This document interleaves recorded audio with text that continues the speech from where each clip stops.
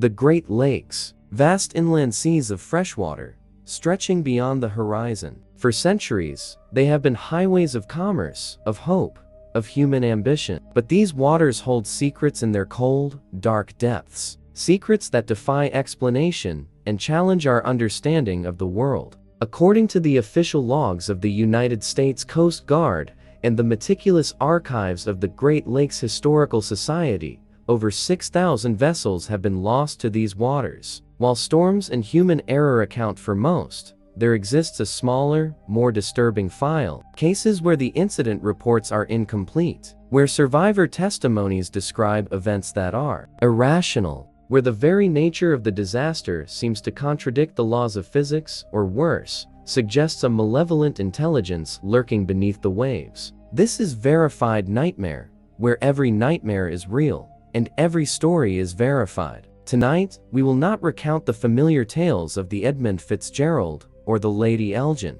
Instead, we will document 11 lesser-known, yet far more terrifying accounts from the Maritime record. Stories of phantom lights that lead ships onto unseen shoals. Of vessels found adrift, completely abandoned, with no logical reason for their crew to have vanished. Of radio transmissions describing entities climbing aboard from the open lake. And of a single, recurring coordinate, marked on charts with a warning no sailor can fully explain. Each case you will hear tonight is substantiated by declassified Coast Guard investigation files, authenticated first-hand witness testimony, and corroborated by multiple, independent sources. This is not folklore. This is a compiled record of genuine horror. What waits for you in the deep, dark silence between the waves? Hit subscribe and tap the notification bell, because what you are about to hear will forever change the way you view a calm lake surface. This is Verified Nightmare, and these are the 11 most scary, true,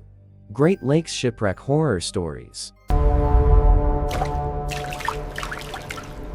The silent crew of the MV Laurentian. In the spring of 1965, the MV Laurentian, a 180-foot coastal freighter, departed Thunder Bay, Ontario, bound for Milwaukee with a routine cargo of paper pulp. Its captain, Arlen Finch, was a 54-year-old veteran of the lakes, known for his meticulous logkeeping and a superstition that had him always whistling a specific sea shanty when the fog rolled in. The Laurentian was his home. He could diagnose an engine issue by a change in its vibration through the deck plates. The voyage was unremarkable until the night of April 17th, as the ship traversed the deep, cold expanse of Lake Superior. According to the subsequent marine casualty investigation report, the weather was clear, visibility was good, and the seas were moderate. At approximately 2:17 hours, the Laurentian's radio operator, a young man named Peter Higgins,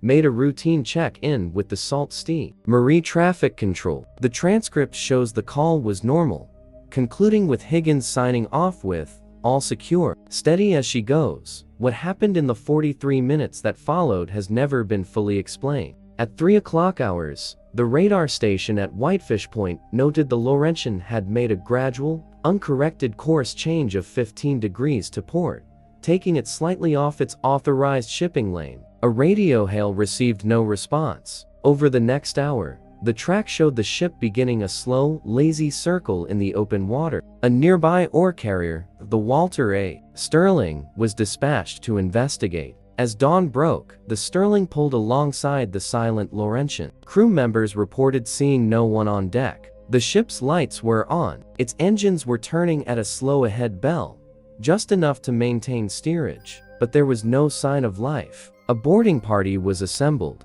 What they found is detailed in the Coast Guard's physical evidence inventory. The Laurentian was, in every technical sense, fully operational. The engines were running smoothly. The navigation lights were functional. A pot of coffee was still warm on the galley stove. In the mess hall, 3 partially eaten plates of eggs and toast sat on a table, forks laid neatly beside them. Captain Finch's logbook was open on the chart table, his handwriting stopping mid-sentence. Watch reports clear skies and steady following wind, ideal conditions for, but the crew of 9 was gone. The investigation focused initially on a rapid, mass abandonment. Yet every life raft was still securely fastened in its davits. The single lifeboat hung undisturbed. No personal flotation devices were missing. The hull was sound, with no evidence of collision or taking on water. The boarding party did, however, note one peculiar detail. All the exterior doors on the upper decks, the doors to the bridge wings,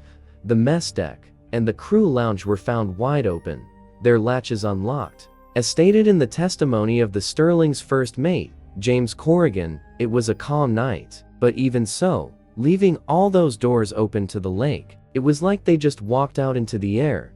The official case file lists the disappearance of the Laurentian's crew as unexplained, presumed lost at sea due to unknown circumstances. The vessel was towed to port and later sold. The verification and the lingering horror comes from two sources. First, the meteorological report for that sector of Lake Superior that night confirms water temperatures of just 34 degrees Fahrenheit. Survival in such water would be measured in minutes, not the hour it took for the Sterling to arrive, and no bodies were ever recovered. Second, and more chilling, is the audio. During its final hour adrift, the Laurentian's VHF radio receiver was left on, its microphone allegedly keyed open by an unknown force. The Sterling's radio log captured the final minutes of transmission from the silent ship. It was not silence. Enhanced audio analysis, commissioned by an insurance firm and referenced in an appendix to the investigation, revealed a low-frequency, rhythmic sound beneath the static. Experts concluded it was not an engine noise. The official description in the addendum reads, "The acoustic profile is consistent with multiple, heavy, dragging footfalls on a metal deck. The footsteps," the analysis noted, moved from the stern toward the open doors on the port side, and then ceased. The Light of 14 Fathom Point. Lake Huron's Georgian Bay is a labyrinth of granite islands and narrow channels. For sailors, the beacon of the 14 Fathom Point lighthouse, standing sentinel on a barren rocky shoal, was a welcome guide. Its keeper, from 1971 to 1978, was Thomas Rigby, a solitary but dedicated man whose detailed maintenance logs are now part of the Canadian Coast Guard archives. Rigby was a creature of routine. His logs note not just the weather and lamp operation, but also the migrating birds he saw and the occasional passing ship. In the fall of 1977, new entry begins to appear with strange regularity. Unidentified light, SW of station, moving against known traffic patterns. Hailed on channel 16, no response. Likely a fisherman running dark. The entries grow more frequent, and the descriptions more specific. Light appears stationary for hours, then moves at impossible speed. No hull silhouette visible against horizon even with glass. On the night of November 3, 1977, the freighter Nordic Queen was making a late-season run through the bay. The captain, familiar with the waters, was using the 14-fathom light as a fix. In his later statement to marine authorities, he reported seeing the lighthouse's characteristic flash. Then, a second, identical flash appeared approximately half a mile to the southwest, in a location that was open, deep water. This second light began to flash in perfect synchronization with the real lighthouse. Confused, the captain radioed the 14-fathom station. Thomas Rigby answered immediately, his voice, according to the captain, strained with what sounded like exhaustion and fear. Rigby confirmed the Nordic Queen was seeing a false light. His exact words, as recorded in the ship's log, were, "Do not steer for it. It is not mine. It has been trying to get me to answer it for weeks." The Nordic Queen altered course and passed safely, but the captain, concerned, reported the exchange to the Coast Guard. A routine welfare check was scheduled for the next supply run. When the supply cutter arrived at 14 Fathom Point a week later, they found the lighthouse operational, but Thomas Rigby was gone. The living quarters were in perfect order. A meal was set for one on the table and eaten. The radio was functional. The last entry in the station log, dated November 3rd, simply read, "It is flashing my call sign. It wants me to come out."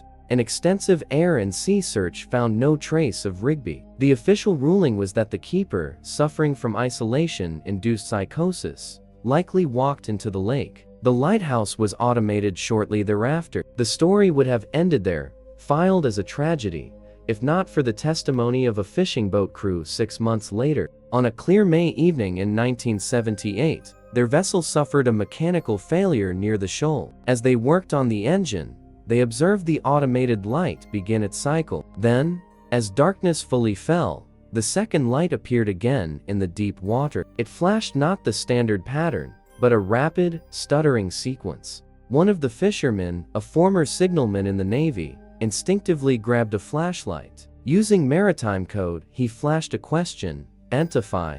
After a pause, the distant light replied. Its message was short, clear, and verified in a signed affidavit submitted to the Marine Inquiry Board. It flashed, "COMETOUS."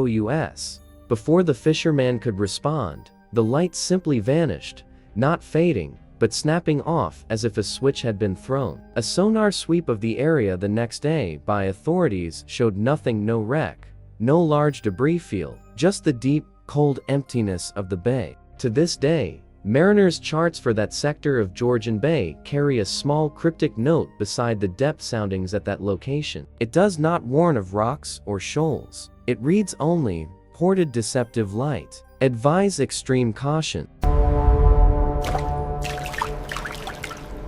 The Witch of November's passenger. Most know the Witch of November as the term for the brutal storms that lash the Great Lakes in late autumn, but veteran sailors of Lake Michigan whisper of a specific, haunting event tied to the infamous storm of 1974. The account centers on the S. William P. Ross, a sturdy bulk carrier that rode out the worst of the tempest, and its first mate, a pragmatic man named Carl Jansen. Jansen was 48, a father of 3 with the reputation for unflappable calm. The Coast Guard's post-storm damage assessment of the Ross notes it sustained minor superstructure damage, but was otherwise seaworthy. The crew manifest confirms all hands were accounted for after the storm passed. It is in the personal, addendum statements, those not part of the initial formal report, but later gathered by insurance investigators, that the narrative fractures. According to the sworn testimony of 2 deckhands, retrieved from a private investigative firm's archives, the incident occurred not during the storm, but in the eerie calm that followed. The Ross was limping toward the safety of the Straits of Mackinac, its decks littered with debris. As the gray dawn broke, a lookout spotted a figure clinging to a piece of wreckage, a wooden door from a cabin cruiser. Against standard procedure, Captain Jansen ordered a rescue. The man pulled from the water, as described in both deckhand statements, was pale, middle-aged, and wearing only saturated civilian clothes, no life jacket. He was shivering violently but silent. He was taken to the sick bay, and Jansen went to question him. The door was closed for approximately 20 minutes. When Jansen emerged, his unflappable calm was gone. The helmsman on duty that morning stated in his affidavit, "The mate's face was white as a sheet. He walked right past me to the radio, but he didn't make a call. He just stood there, staring at it. He said he wasn't on any manifest. He says his ship went down 10 hours ago, 50 miles southeast of here. The water temperature and the storm's fury made survival for 10 hours on a door an utter impossibility." The official log of the William P. Ross makes no mention of rescuing a survivor. The ship's medical kit inventory shows no record of treatment, but the crew's testimonies converge on what happened next. The stranger, they claimed, remained in the sick bay. He was seen occasionally staring out a porthole, his fingers tracing the glass. He spoke to no one but Jansen. A palpable dread settled over the crew, centered on that closed door. 2 nights later, the ship was docked in Escanaba for repairs. A night watchman reported seeing Jansen and the stranger walking on the deserted deck. He recalled their conversation fragment in his statement. The stranger said, "You saw the lights, didn't you? Under the water?" And Mr. Jansen just nodded, like he was in a trance. The watchman then saw the stranger climb the rail and drop silently into the black water between the ship and the pier. He raised no alarm. He simply vanished. The watchman alerted Jansen, who merely replied, "He's gone back to them," before returning to his cabin. The police were called, and a search of the harbor found nothing. Jansen was interviewed but gave a contradictory statement, first denying anyone was rescued, then claiming the man had been transferred to authorities. No shore-based agency had any record of such a transfer. The verification lies in the aftermath. Carl Jansen resigned from the lakes 2 months later, forfeiting his pension. In a later interview with the Maritime historian, he refused to discuss the 1974 storm, but did say, "The lake, it doesn't just take ships. Sometimes, it sends something back. And it's always looking for a witness." The private investigator S-file concludes with the chilling footnote: "A search of historical records found a single, corroborating detail. A small pleasure craft, the Daydream, was reported missing in that storm, 50 miles southeast of the Ross's position. Its sole registered owner was a man whose photograph, when shown to the Ross's deckhands, was identified as the stranger." The date the Daydream was reported lost: November 10, 1974. The man had been declared dead for 36 hours before he was reportedly pulled from the water.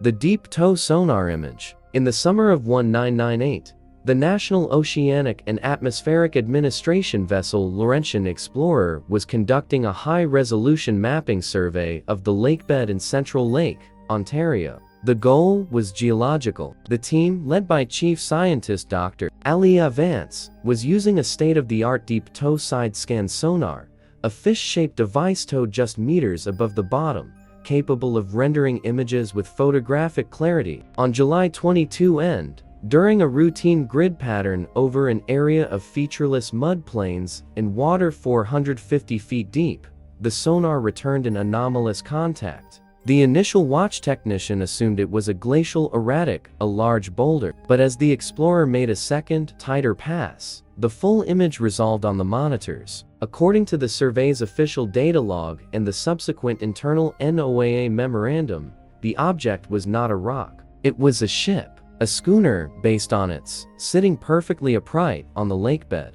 Its masts were gone, but its hull appeared largely intact, a rarity in the deep, cold waters. This in itself was a significant archaeological find, but the detail that caused Dr. Vance to immediately halt the survey and secure the data was what surrounded the vessel. The sonar image, a copy of which was obtained through a Freedom of Information Act request by a maritime journal, shows the wreck with stark clarity. Extending from its main cargo hatch was a long, thin shadow. At first glance, it resembles a trail of spilled cargo, but the shadow had a defined, repeating structure. Analysis by pattern recognition software, noted in the memo, indicated the shadow was composed of hundreds of discrete, oblong shapes. They trailed from the hatch, across the mud, for a distance of nearly 200 yards, before disappearing into the sonar's range. The shapes were uniform in size and spacing. Their dimensions, as scaled from the sonar data, were consistent with that of a human body. Dr. Vance, in a rare interview years later, stated, "It wasn't debris. Debris is chaotic. This was orderly. It looked like a line of people had walked out of that ship, single file, and laid down on the bottom, one after the other. The depth 450 feet ruled out any known diving activity." The wreck's location was not on any known registry of losses. A remotely operated vehicle was dispatched 2 days later to visually confirm the find. The ROV's video feed, monitored by the entire science team, showed the lakebed as described: soft, undulating mud, devoid of life. It followed the sonar coordinates precisely. It found nothing. No wreck, no trail. The area was a barren plain. The only anomaly, noted in the ROV pilot's log, was a series of faint, parallel grooves in the mud, as if something very heavy had been dragged across it. The grooves matched the heading of the phantom trail in the sonar image. The official NOAA explanation, filed in the public-facing report, was a sonar ghost image caused by a thermocline layer or a software artifact. The internal memo, however, tells a different story. It advises against further investigation of the coordinate and recommends the data be classified as anomalous unsolved. It concludes with a technical observation that defies easy explanation. The sonar image of the wreck and its trail displayed a precise acoustic signature consistent with the solid physical object. The mud plane the ROV filmed returned the signature of simply mud. The science team could only conclude their instruments had detected something that was, for a brief moment, undeniably there, and then it was gone. The wreck was never identified, but commercial fishermen who later worked that sector of the lake reported a persistent, uncanny problem. Their nets, dragged across that specific deep plain, would often come up foul, not with weeds or logs, but with dozens of empty, modern-era hiking boots and work shoes, all caked in the same deep, anaerobic mud. No one has ever proposed a logical explanation for how they got there.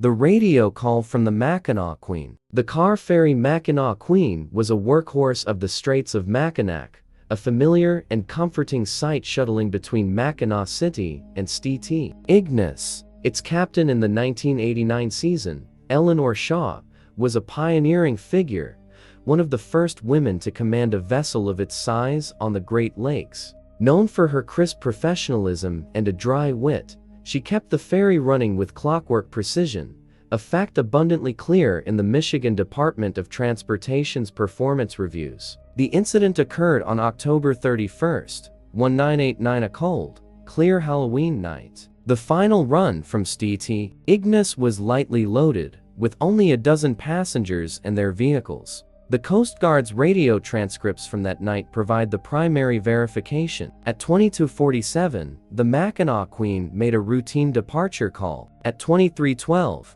halfway across the straits, Captain Shaw's voice returned to the airwaves. Her tone, according to the listening watchstander's later statement, was calm but perplexed. Coast Guard Group SALT.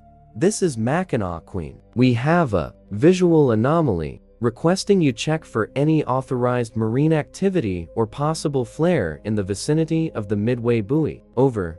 The Coast Guard confirmed no activity and no flares. Shaw's next transmission, 2 minutes later, was more specific. SALT. Mackinac Queen. The anomaly is a vessel. A small, wooden-hulled sailboat. Appears to be adrift. No running lights. We see a single figure on deck. We are altering course to intercept. Stand by. Maritime law and custom dictate rendering aid. The Coast Guard acknowledged and launched a response boat from St. Ignace, but it was 20 minutes away. The radio fell silent for the next 8 minutes. At 23:22, Captain Shaw's voice returned. The professional calm was now edged with the metallic tension. SALT. Mackinac Queen. Do not approach. Repeat, all vessels, do not approach this position. The sailboat it's the Hattie C. I repeat, visual identification confirms it is the Hattie C. The name meant nothing to the young watchstander, but it triggered an immediate response from a senior chief listening in the background. The Hattie C was a gaff-rigged sloop that had vanished without a trace with its owner, a retired teacher, during a squall on Labor Day weekend. 1955, 34 years earlier. Shaw's transmission became fragmented, as if she were turning away from the microphone. Figure is waving. It is not. The clothing is all wrong. The boat shows no rot, no damage. This is not possible. A long pause filled with open static. Then her voice returned, low and urgent, meant for her bridge crew but picked up by the hot mic. Full astern. Get us back on the main channel. Now. The sound of the ferry's engines changing pitch is audible on the tape. Then, a new voice cuts in. It is faint, distant, and filtered with the hollow rasp of an old-fashioned loudhailer or a cheap speaker. The Coast Guard audio analyst's report states the voice was not transmitted via VHF radio, but was apparently picked up by the Queen's open bridge windows and captured by its own sensitive microphone. The words are clear. Hoy, the ferry. Have you seen my crew? They went below and won't come up. On the tape, Captain Shaw can be heard shouting an order to close all windows. The distant voice speaks once more, this time with a teasing, sing-song quality. It's so cold down here. The Mackinac Queen returned to Mackinac City at high speed. The Coast Guard response boat found nothing at the coordinates. No sailboat, no debris. The official report attributes the event to a combination of exceptional atmospheric refraction causing a mirage, and the psychological suggestion of the upcoming Halloween holiday. The verification lies in the personal aftermath. Captain Eleanor Shaw, a woman with an unblemished record, took an immediate and unexpected leave of absence. She never captained a vessel again. In a private letter to the Marine Investigation Board, later disclosed by her family, she wrote, "I saw the name on the transom as clear as I see this paper. The paint was fresh. The man on deck wore a bright red sweater, a style from the 50s. He waved with his whole arm, like a child. But his face, it was just a dark blur under his cap. And the voice that came across the water, it didn't come from him. It came from the boat's cabin, from below the deck." The Mackinac Queen was retired from service 2 years later. Crew members who worked her final seasons reported persistent, unexplained cold spots on the car deck, always near the bow, and the occasional, fleeting smell of old lake water and wet wool. The Unbroken Chain. The ore dock in Ashland, Wisconsin, is a monument to industrial age, a massive steel and concrete structure jutting into the chill of Chequamegon Bay on Lake Superior. In the winter of 2003, a repair crew was tasked with replacing a section of rusted conveyor belt housing deep inside the dock's cavernous underbelly. The foreman, Leo Gutierrez, was a practical man, a former miner who trusted his tools and his crew. The job required working in a narrow access shaft beside the main conveyor line, a space littered with decades of coal and ore dust. On their third day, while cutting through a welded steel plate, a worker's torch revealed something odd behind it. It was a chain, not a modern safety chain, but a massive, hand-forged iron ship's chain, its links nearly a foot long. It was utterly out of place. According to the worksite incident report, the chain disappeared into a rubble-filled crevice in the dock's foundational cribbing stones, and timber laid over a century ago, and seemed to descend straight down into the dark water under the dock. Curiosity got the better of them. Using a come-along, they began to carefully pull the chain up, link by heavy link. It was endless. They pulled up over 60 feet of it, coiling the cold, wet iron on the grimy floor, and still it emerged from the depths. The chain was in remarkable condition, showing little rust. Then, the tension changed. The chain was no longer loose. Something on the other end was holding it taut. Gutierrez, sensing something deeply wrong, ordered them to stop. He called the dockmaster. Historical records for the dock, reviewed later, showed no mention of such a chain being installed during construction. As they waited, a young laborer, against orders, gave the chain a hard tug. A sound echoed up the shaft from below the waterline. Not a splash, not a clank. It was a low resonant boom, a massive, hollow wooden object being struck. A low, deep thump echoes, as if from a great depth. The dock master arrived and, upon seeing the scale of the chain, immediately contacted the local historical society and the Coast Guard. A diver from the Ashland Police was dispatched to inspect the underwater cribbing. The diver's report is a model of terse, professional unease. He followed the chain down. It descended vertically along the ancient wooden pilings, deeper than the typical silt level. At approximately 45 feet down, well below the lakebed at that point, the chain entered a dark, man-made aperture in the stone and timber foundation, an opening that should not have existed, as the cribbing was solid fill. The diver reported a strong, unnatural current flowing out of the opening, cold enough to make his suit's temperature alarm trigger. He did not proceed further. The verification comes from two sources. First, a marine archaeologist consulted by the Historical Society examined the chain style. She identified it as pre-1850, likely from a sailing vessel, and noted a strange detail. Every 12th link was stamped with a symbol that resembled a stylized, closed eye. No known foundry mark matched it. Second, and more chilling, was the decision made by the authorities. They did not attempt to retrieve the chain or investigate the opening further. The worksite incident report concludes with an unusual directive. At the recommendation of the U.S. Army Corps of Engineers cited foundational integrity concerns. The exposed chain segment was to be cut and the access plate welded, sealing the remaining length in place. The crew was instructed to push the 60 feet of chain they had already retrieved back down the shaft before sealing it. Leo Gutierrez signed the report. In a later interview, he added an off-record detail. When they were forcing the heavy chain back into the dark water, it suddenly went slack. Then, from far below, they felt 3 distinct, powerful tugs, spaced exactly 10 seconds apart. "It was," he said, "not the current. It was an answer." The dock remains in operation today. Workers occasionally report hearing deep, booming sounds through the pilings, always in sets of 3, and always during the stillest, coldest nights of winter. The fog of Whitefish Point. Whitefish Point is known as the graveyard of the Great Lakes, home to the famous Shipwreck Museum and its vigilant lighthouse. In the autumn of 2008, a temporary museum curator, Daniela Voss, was hired for the off-season to catalog a new donation of archival materials. Daniela was a meticulous academic, more comfortable with yellowed ledgers than with the lake's legends. Her task was purely administrative, a fact reflected in her detailed timesheets and catalog entries. The event began on November 5th, a day that dawned with an unusually thick, silent fog, a pea souper that reduced visibility to mere feet. The museum was closed to the public, according to Daniela's personal journal, entered as corroborating evidence in a later Coast Guard inquiry into a separate matter. She was alone in the archive room when the lighthouse's fog signal began its periodic blast. It was a sound she'd grown accustomed to, but midway through the morning, a new sound intruded. It was a bell,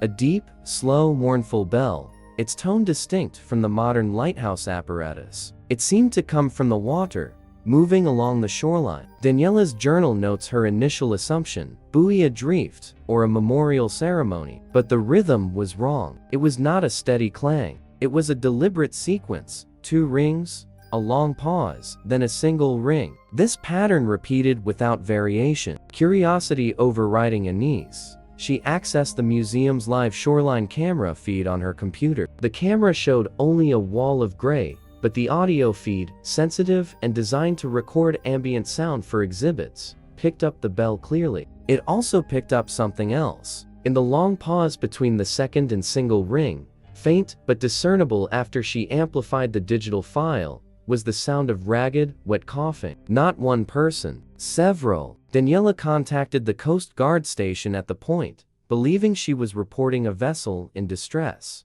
The watchstander's log confirms the call. It also confirms that no vessel, historical or modern, equipped with such a bell was known to be operating in the area. Radar showed no targets. A response boat was dispatched, but the fog was impenetrable. As the boat searched, Daniela remained at the audio feed. The bell's position never changed. It remained a fixed distance offshore, directly opposite the museum. Then, the coughing sound ceased. A new sound emerged, a low, collective chanting or groaning, impossible to make out as words. It was at this moment, her journal states, that the archive room's temperature dropped precipitously. Her breath plumbed in the air. The motion-activated lights in the hallway outside the archive room flicked on, one by one, tracking an unseen progression down the corridor toward the main exhibit hall. Daniela, now in a state of controlled terror, did not flee. She was a researcher. She grabbed a handheld recorder and moved to the doorway of the archive room,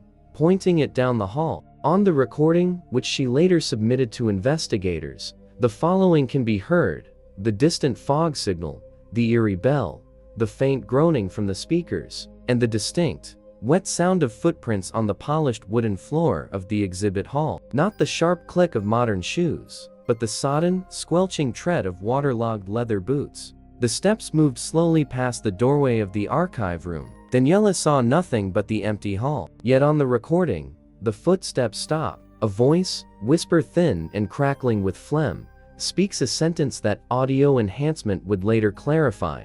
Tell the keeper. The light is wrong. The footsteps then receded, moving toward the museum's main doors. The heavy historic doors were found later that day, unlocked and slightly ajar, beaded with condensation on the inside. The verification is multi-layered. The Coast Guard's own audio analysis of Daniela's recording confirmed the presence of the anomalous non-mechanical acoustic sources, the coughing, groaning, footsteps, and voice. The watchstander's log notes that when the response boat was in the water, its crew heard the bell clearly, but could not locate its source. Most compellingly, a search of the museum's own archival records, which Daniela completed days later, uncovered a ledger from 1892. It was the log of a life-saving station that once stood on the point. An entry for November 5, 1892, detailed the recovery of 4 bodies from the wreck of the schooner Persephone, which had gone down with all hands after, according to the log. Mistaking a false light for the point and striking the reef, the station keeper noted he had buried the men temporarily near the shore. The final line of the entry read, "Their effects included the ship's bell, which we have stored. It bears a unique strike, 2 and 1, the captain's signal to abandon ship. The museum has no record of ever possessing that bell." The engine room tape of the Richard P. Simmons. The Richard P. Simmons was a modern, automated tugboat pushing a barge on Lake Erie in 2015. Its crew was small: captain, a mate, and an engineer. The engineer, Mark Rourke, was a man in his 40s with 20 years of experience. He was also an amateur audio enthusiast who liked to record the soundscapes of his engine rooms, the rhythmic thrum of diesels, the whir of generators to listen to during his off time. This hobby would become central to a National Transportation Safety Board investigation. On the night of June 17th, the Simmons was in international waters, experiencing calm seas. Captain and mate were on the bridge. Rourke was doing a routine check in the engine room. His personal recorder was running, placed on a tool cabinet. The NTSB's report includes a transcript of the relevant section of this recording.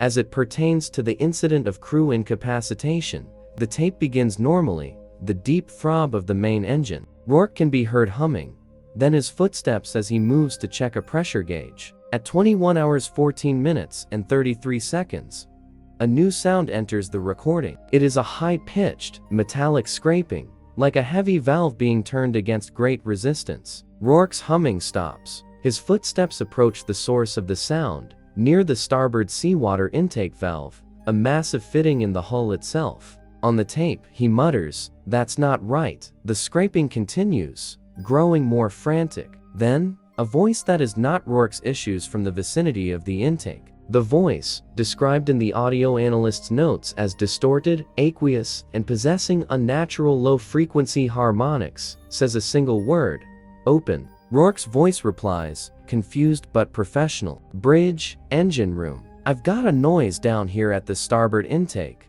Sounds like." He never finishes. The next sound is a deafening, hydraulic boom, the sound of enormous pressure being released. This is followed instantly by a roaring, gushing cascade, the unmistakable sound of a catastrophic influx of water. Alarms begin to blare, but within 3 seconds, the roar ceases. The recording captures only the dripping of water and the blaring alarms. The massive breach seemed to seal itself instantly. Rourke is heard coughing, soaked. He radios the bridge, his voice shaking. "We took on water. Massive intake. It's stopped. The valve is secure." The bridge orders him topside immediately. The investigation that followed was perplexing. The starboard seawater intake valve, when inspected in dry dock, showed no malfunction, no fracture. Stress tests showed it could not have opened spontaneously under the ship's operating pressure. There was no sign of the reported deluge, no water damage in the compartment consistent with the massive intake. Only a small, contained puddle near the valve. The official finding attributed the event to a brief pressure surge and auditory hallucination by the crew member, likely due to fatigue. The verification lies in the audio evidence. The NTSB could not explain. The voice saying, "Open," was subjected to rigorous analysis. It was not an artifact of machinery. Its acoustic signature did not match any sound produced by the tug systems. Furthermore, spectral analysis revealed another layer. Beneath the word "open," at a subaudible frequency, was a dense, complex pattern. When that pattern was speeded up and pitched into the human hearing range, it resolved into something horrifying. It was the sound of many voices, whispering and screaming in perfect unison, compressed into a single, 1-second burst of data. Mark Rourke quit the lakes the following month. In a private interview, he added a final detail not in the report. When he stood before the intake valve after the sound ceased, dripping wet, he saw that the heavy steel grating over the intake port was bent outward, into the engine room, as if something on the outside had tried to punch its way in. And impaled on the twisted metal of the grate were several strands of thick, dark green lakeweed, and a single, tattered fragment of oilskin cloth, of a type not used by mariners for over a century. The lock tender's log at Sault Ste. Marie. The Sioux locks at Sault Ste. Marie are a marvel of engineering, a watery staircase that lifts and lowers massive ships between the different levels of Lake Superior and the lower lakes. The lock operators, or tenders, are federal employees, their work defined by strict procedure and meticulous record keeping. The logbook for the MacArthur lock from the night of May 3, 2011, is an anomaly, a ripple in a sea of bureaucratic consistency. The senior lock tender on duty that night was Harold Jenkins, a 30-year veteran known for his almost obsessive adherence to protocol. The log shows a routine downbound transit of the Canadian bulk carrier Algoma Guardian was completed at 01:20. The lock was then emptied, its massive gates closed, and the chamber left dormant for the night. The next scheduled transit was not until 6 o'clock. At 03:47, the security cameras and motion sensors covering the empty concrete chamber were triggered. The log entry, handwritten by Jenkins in his precise block letters, states, "Chamber motion alert. Visual inspection reveals chamber 1/3 full, rising without command. No authorized filling in progress. Gates secure. Initiating diagnostic." Per procedure, Jenkins and his junior tender, Maya Chen, attempted to remotely drain the chamber. The controls were unresponsive. The water continued to rise, silently and steadily, until it reached the exact level of Lake Superior, as if the upper gates were open, though the system showed them locked. Camera feeds showed only the dark water swirling in the concrete canyon. Then, at 4:12, Jenkins's log entry becomes uncharacteristically narrative. Objects sighted in chamber, submerged, large, moving against the current. Chen's subsequent statement to their superiors corroborates this. She described a long, dark shape, like a submerged log, but moving with a sinuous, purposeful motion against the gentle current of the filling water. It circled twice. At 4:20, the chamber's water level began to drop, again without command, draining as mysteriously as it had filled. As the water receded, something was left behind. Jenkins's final entry for the incident reads, "Chamber cleared. Foreign debris on chamber floor. Appears to be organic. Security notified. Refusing to re-enter chamber until daylight." The debris was documented by the morning security team's photographs, which were included in the Internal Corps of Engineers incident file. The images show a scatter of objects on the damp concrete. There were several large, fragmented scales, dark gray and ridged, each the size of a dinner plate. There were also 3 clumps of a thick, hair-like filament, amber in color, that fluoresced under UV light. And most disturbingly, a single, rusted iron shackle of a style used in 19th century shiprigging, found lying neatly in the center of the chamber floor. The official explanation was a cascading control system malfunction coupled with the unlikely coincidence of a large sturgeon or log being swept into the lock during the unauthorized filling. The biological samples were sent for analysis. The results, as per a Freedom of Information Act request filed by a local newspaper, were inconclusive. The scales were piscine in origin, but of unidentifiable species,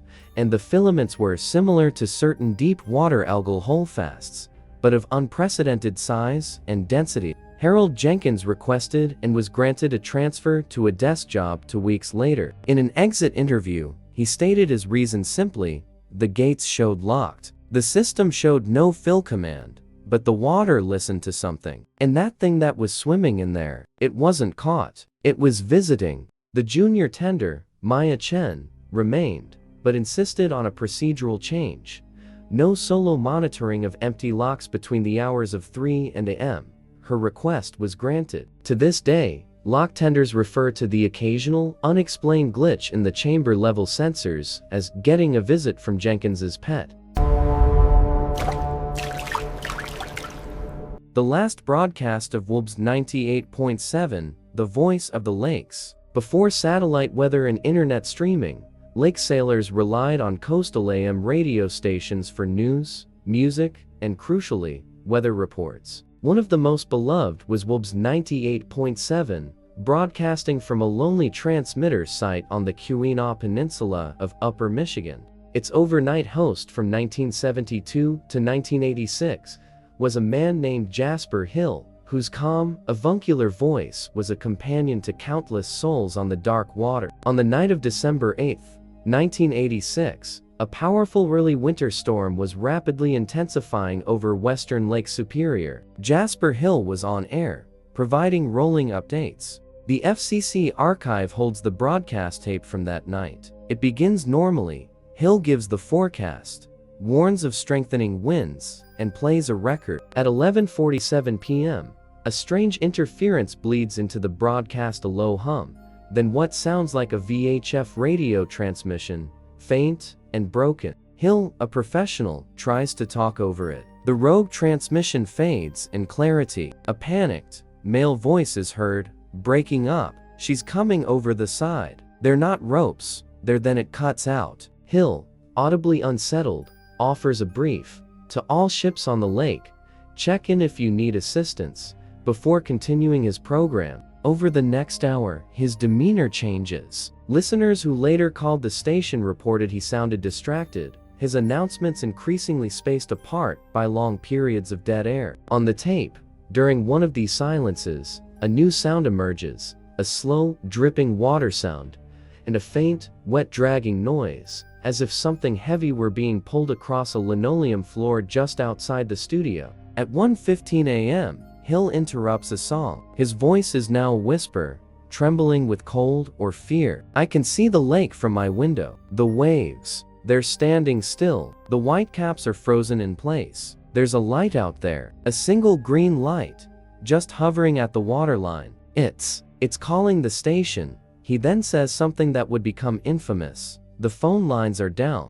but the requests are coming in anyway." There, scratched into the glass of the request booth, the broadcast continues for 17 more minutes. Hill no longer plays music. He reads names, just names, in a flat, exhausted monotone. The Marlowe requests the wreck of the Edmund Fitzgerald. The Sweetwater requests ghost riders in the sky. The Mary Celeste requests drowning in the deep. None of these were ships known to be on the lake that night. The Mary Celeste, of course, is the famous Atlantic ghost ship. The final moments of the tape are as follows: a crash of glass, as if the studio window shattered inward. A roar of wind and icy water floods the microphone. And above it, Jasper Hill's voice, not screaming, but sighing with a terrible resignation. "Oh, I see your crew now."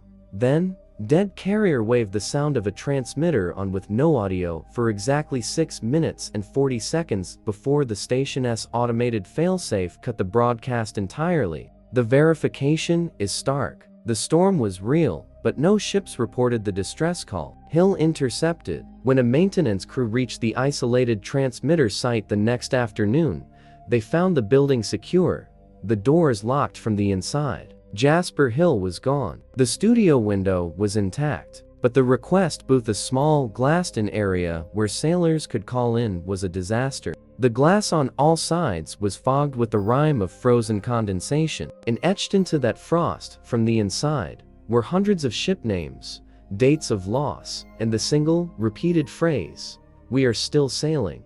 The official report ruled Jasper Hill had suffered a psychotic break, wandered into the storm, and perished. His body was never found, but to this day, ham radio operators and late-night listeners scanning the upper AM band during December storms swear they sometimes catch a faint, clear signal on 98.7 MHz. It's just a whisper reading names, followed by the sound of freezing water.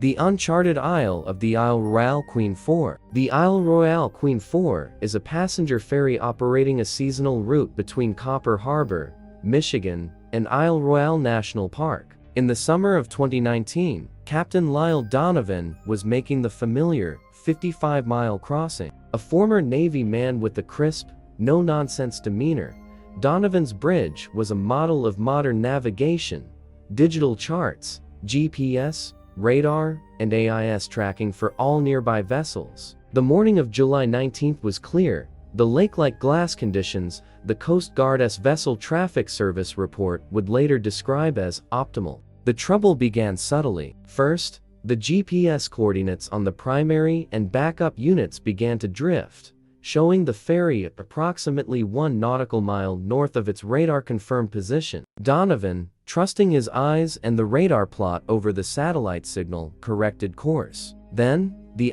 system that broadcasts a ship's identity and position began displaying ghost contacts. Dozens of them, clustered in an area of open water to the northeast. Their listed names were archaic: Rouse Simmons, Lee Field, John B. Cowell, all famous wrecks lost decades or centuries before. Donovan dismissed it as a software glitch, a known though rare phenomenon called AIS spoofing.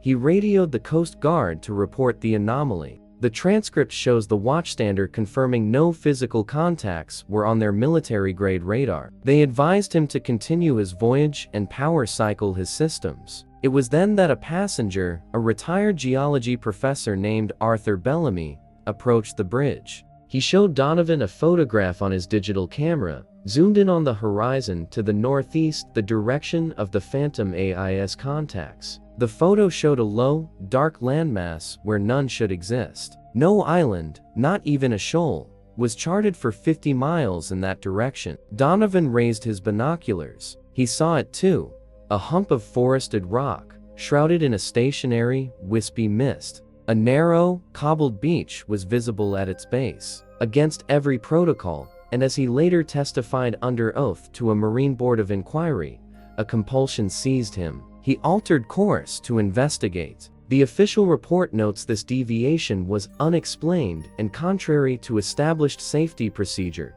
As the ferry drew closer, the details became horrifyingly clear. The trees were stunted, twisted pines, gray and lifeless. On the beach were wrecks, not rusted modern hulks, but the skeletal remains of wooden sailing ships, their broken masts like the ribs of dead giants. And among the wrecks, figures moved. They were indistinct, silhouettes that seemed to shuffle between the shadows of the ships. No radio contact could be raised. The ferry's engines, according to the engineering log, began to lose RPMs despite no change in command, as if struggling through thickened water. It was Professor Bellamy who provided the critical, verifying observation. Using a high-powered telescopic lens, he focused on the beach. He later submitted a sworn affidavit describing what he saw. The figures were not living people. They were human in shape, but seemed composed of wet clay, lakeweed, and old timber, moving with a stiff, jointless gait. They were carrying objects from the wrecks into the tree line, and one of them, he stated, stopped and turned toward the ferry. It had no face, only a smooth, featureless expanse where a face should be, yet he felt the weight of its attention. Captain Donovan, a man not given to panic, ordered an immediate, full astern emergency maneuver. The ferry shuddered, pulling away from the island. As the distance opened, every electronic system on the bridge flared with interference. The final piece of evidence comes from the ship's voyage data recorder, the Maritime black box. In the last moments of the approach, the VDR captured, on its bridge audio channel, a sound that was not of the ship. It was a chorus of voices, hundreds of them, whispering the same phrase in perfect, chilling unison. Audio enhancement isolated the phrase, "The ledger must be balanced." Then, the island was gone, not fading into mist, but vanishing in the space of a single blink.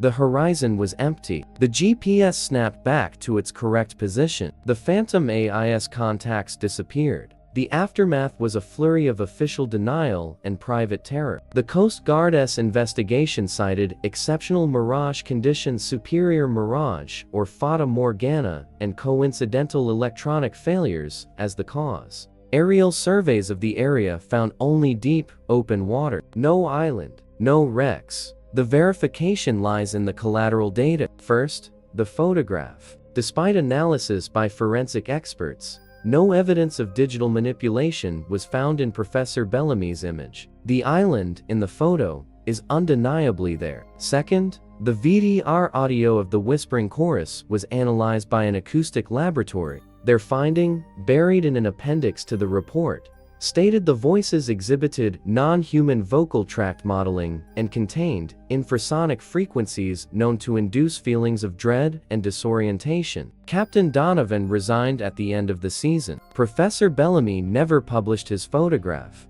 but he did submit his affidavit to the National Oceanic and Atmospheric Administration's Hydrographic Division. His covering letter contained a single, haunting postscript: "I am not a religious man, but I now believe the lakes have accounting. That island is a ledger of loss, and what we saw were the clerks, forever tallying the debt." To this day, NOAA's latest chart for that sector of Lake Superior, number 14,963, contains a small unexplained symbol where the island appeared a tiny, star-like icon with no accompanying legend in the chart's key. When queried, the agency's Office of Coast Survey states only that it denotes a reported but unverified navigational hazard. Mariners who know the story call it the balancing rock and give it a wide, silent berth, especially on clear, still mornings when the water looks like glass. 11 stories. 11 entries in a ledger that no government agency fully acknowledges, but which the evidence insists is real. From the silent, circling deck of the Laurentian to the whispering chorus off an uncharted shore, a pattern emerges from the deep, cold files of the Great Lakes. It is a pattern of intrusion, of a world that exists alongside our own, one defined by different rules, a different accounting of time and life and loss. It is a world that occasionally leaks. A false light mimics a beacon, leading the desperate to their doom. A chain, older than the dock that holds it, connects our world to something below. A locked chamber fills with water and a visitor from the abyss. A radio station receives requests from ships whose names are only found in history books. The official record, in every case we have documented tonight, offers an explanation. Mass hysteria, superior mirages, equipment malfunction, isolated psychosis,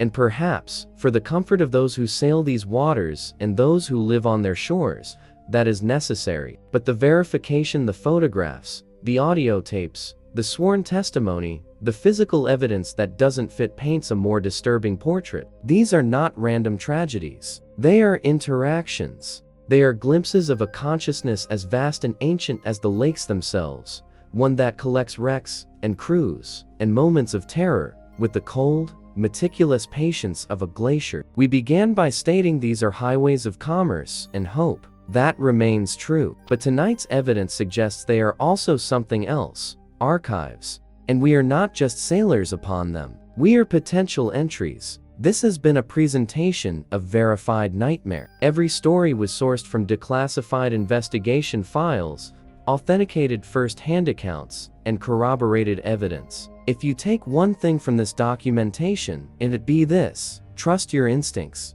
When the light doesn't match the chart, when the radio plays a voice that shouldn't exist, when the still water feels like it's watching, turn the ship, head for port. The most dangerous assumption you can make on these waters is that you are alone. Your awareness is your first defense. Subscribe to Verified Nightmare. In a world where these stories are verified truth, staying informed isn't just curiosity, it is a necessary precaution. Hit that subscribe button and tap the bell so you never miss a documented case. Like this video, it helps our channel grow, and it signals to the algorithm that there is an audience for truth. No matter how unsettling, it helps other truth seekers find our documentation, and we want to hear from you. Comment below. If you have a story, an experience on these lakes, or any other that defies explanation, share it. Every account is reviewed. Every lead is investigated. You are not just our audience. You are our network of observers. We leave you with this final, verified fact, drawn from centuries of maritime record. The Great Lakes never give up all their dead. Some bodies are never found. Some ships are never located. And some stories, like the ones you have heard tonight, never truly end. They simply wait, in the deep, dark silence between the waves, for the next chapter to be written. This has been Verified Nightmare. Remember, the most dangerous monsters are often the ones who look just like us. Stay safe, stay vigilant, and whatever you do, if you ever see a light where no light should be, do not answer.